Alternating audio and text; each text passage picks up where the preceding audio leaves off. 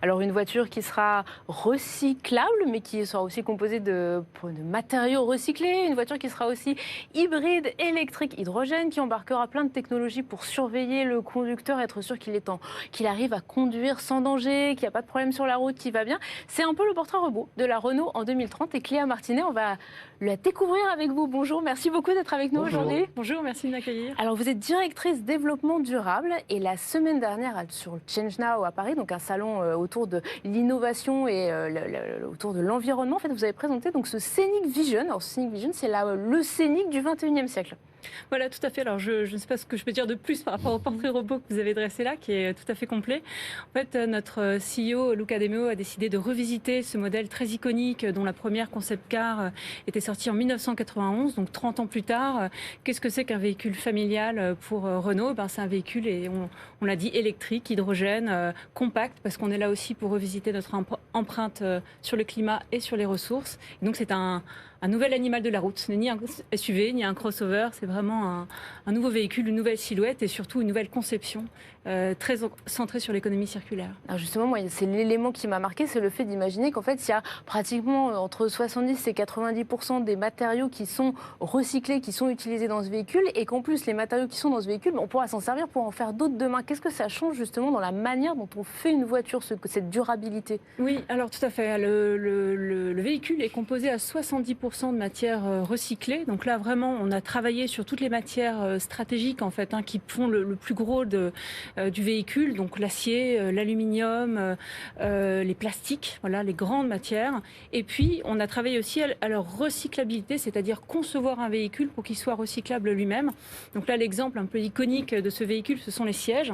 Normalement, les sièges dans un véhicule, c'est un composant assez difficile à recycler. Il y a du polyuréthane, qui est une matière thermodure difficile à recycler. Et là, ils sont entièrement composés de polyester bas carbone recyclé monomatière. Donc en fait, une seule matière, ça permet non seulement de mettre beaucoup de recyclé, mais aussi de le recycler complètement à la fin.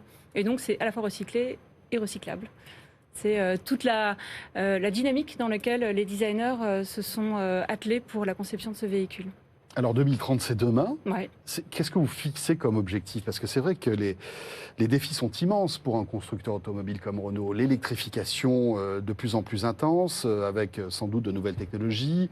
Il y a aussi, d'un autre côté, le virage de l'autonomie en véhicule.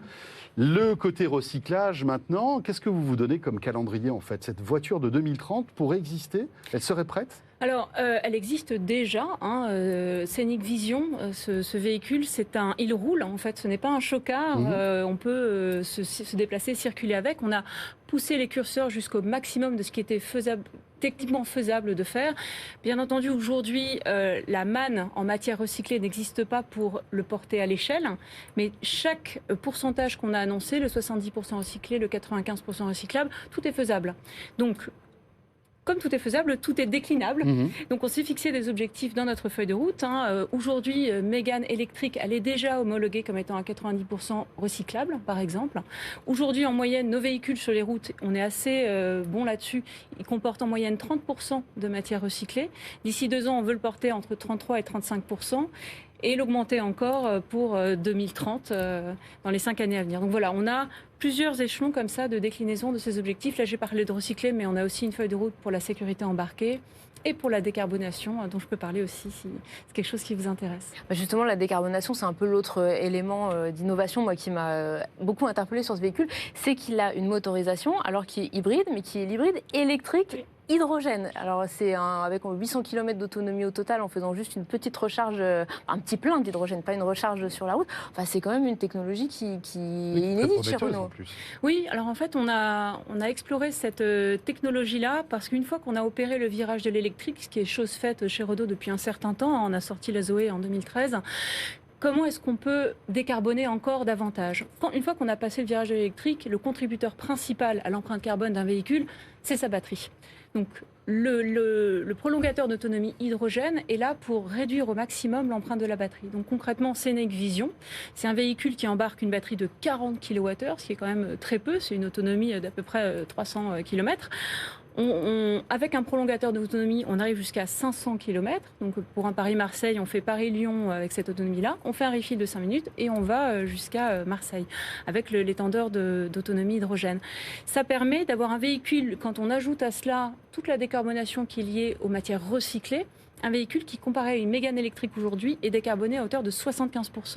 Donc en fait, il a le poids en carbone, littéralement, d'une batterie d'un véhicule électrique aujourd'hui. Donc cette technologie hydrogène permet de franchir un pas supplémentaire dans la décarbonation et c'est ce qu'on explore. Bien sûr, on ne voit pas ça comme une applicabilité immédiate, mais ça va prendre un petit peu de temps parce qu'il faut des stations, il faut pouvoir que les prix baissent aussi un petit peu, que ce soit sur le carburant hydrogène comme sur le prix de la voiture aussi. Et puis que la technologie se stabilise aussi, j'imagine. Exactement, que la technologie se stabilise. Nous, on a pris le pari de l'hydrogène sur les véhicules utilitaires. On a une joint venture avec une entreprise qui s'appelle Plug Power et donc qui s'appelle IVIA, notre entreprise, et on développe des solutions clés en main hydrogène pour les véhicules utilitaires.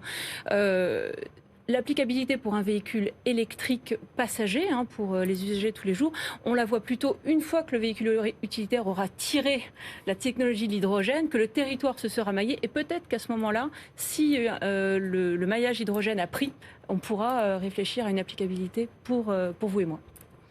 Voilà. Passionnant tout ça. On parlera beaucoup d'hydrogène aussi la semaine prochaine. Absolument, c'est l'une des grosses tendances de fond de l'automobile.